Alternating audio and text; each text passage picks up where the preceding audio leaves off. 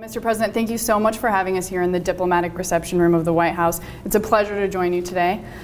We want to jump right in. You made a big announcement yesterday that was very exciting for rural America. You announced the U.S.-Mexico trade agreement. Right. Could you just tell us a little bit about what farmers and ranchers can expect to see in that agreement? Well, for one thing, we're going to get rid of barriers and we're going to open up markets, and it's going to be a great thing for farmers. And farmers were really at the top of my list because I think they've been treated very unfairly for many years, including by NAFTA, but very unfairly for many years because they have barriers. You look at what's going on with Canada, where they get charged almost a 300% tariff to send dairy products in. And I was witnessing that. I saw that. I love the farmers. They supported me, and I always told them we're going to get this done one way or the other, and it's going to be good for the farmers.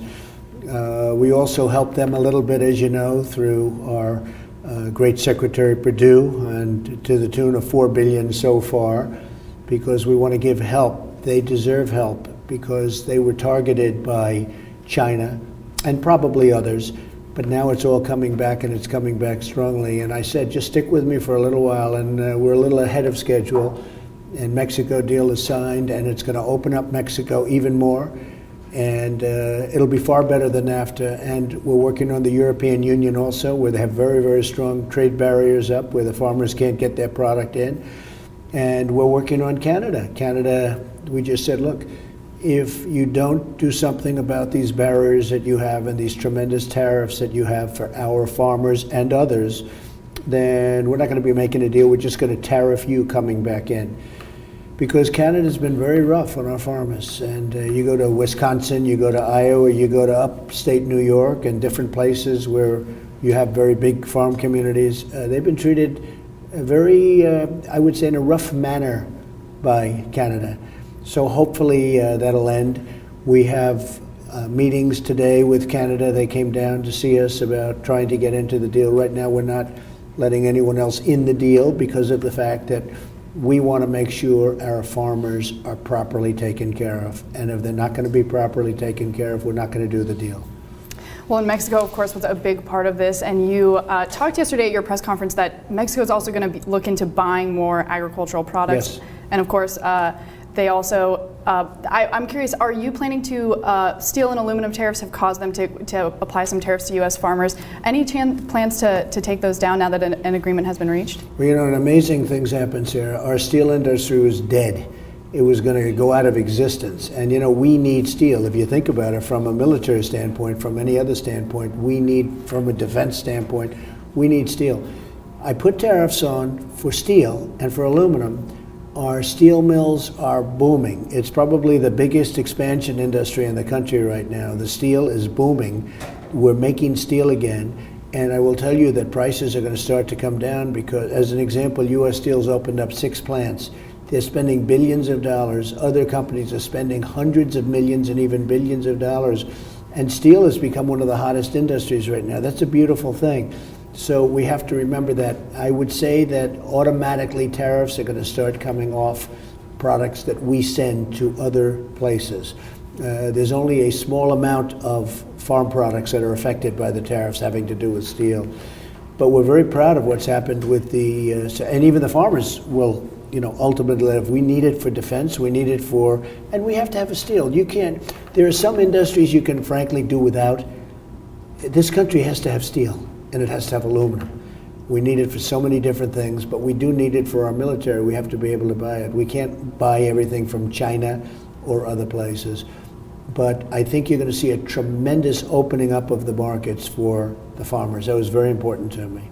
Absolutely.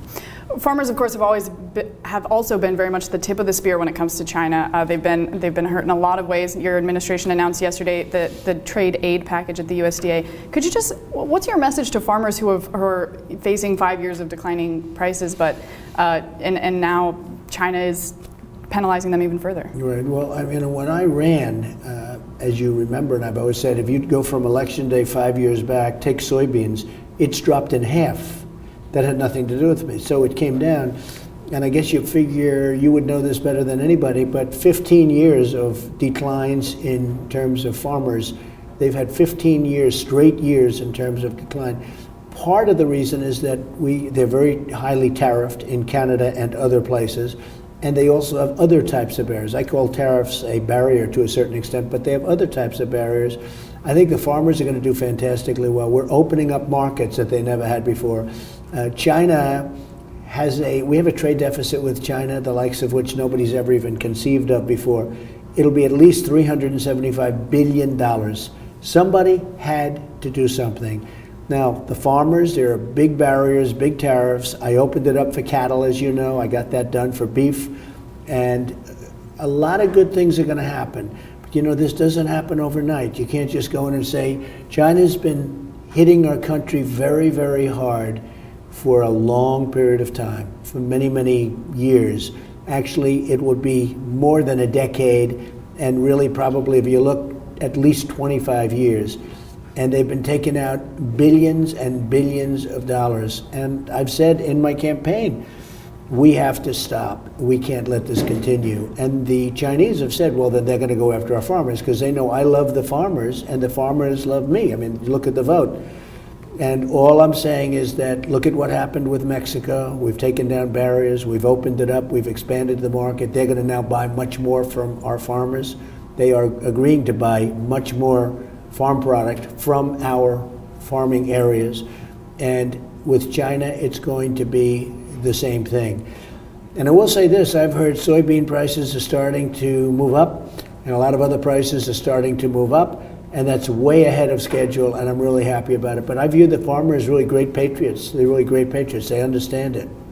And there will be a little pain. It could be that that pain is going to end much sooner than we think. That's why I'm glad that we did the deal with Mexico. And I have a feeling we'll probably be able to do a deal with Canada, but only if they treat our farmers well. And China, that's the big one. And we're doing well. Our country is up $10 trillion, and China's down $20 trillion. And just in the last number of months. And I want China to do well, but they have to treat us fairly. I'm curious as well, RFD-TV is hosting a rural town hall next week on the renewable fuel standard. Right. Farmers who are losing markets elsewhere are very interested to hear what your administration plans to do on E15 year-round and kind of the ethanol question. Any updates for them on that? Well, you know, I've been very loyal to ethanol, as you probably know, and they've been terrific people. They backed me for Iowa, and primarily, if you really look, it's Iowa and a couple of other great places, and they were all for me. And I've been very loyal, and I'm going to be making some statements on that very soon. We're working very hard on the ethanol situation. It's very complex, because as you take care of ethanol, something else gets hurt. You know all about that. But I've been very good for ethanol. And they're talking about moving it up to 15%. They're talking about 12 months as opposed to much less than that, as you know.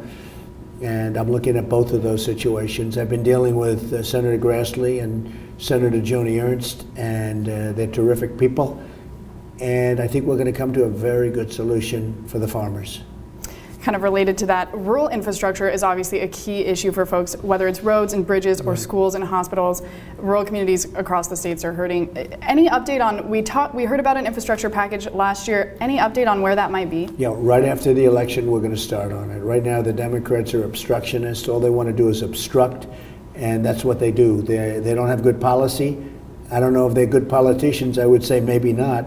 But the fact is, all they do is obstruct. And you know, their whole big slogan is resist. Ours is make America great again. Theirs is resist. We're going to be doing something very dramatic right after the election. Absolutely. Well, Mr. President, I want to thank you again for inviting us here to the White House. And on behalf of everyone in rural America, thank you so much for your attention to just these issues that are so important to folks around the country. Well, I love rural America. You know, they were with me, and I'm with them all the way, 100%. Thank you so much. Thank you, Sarah.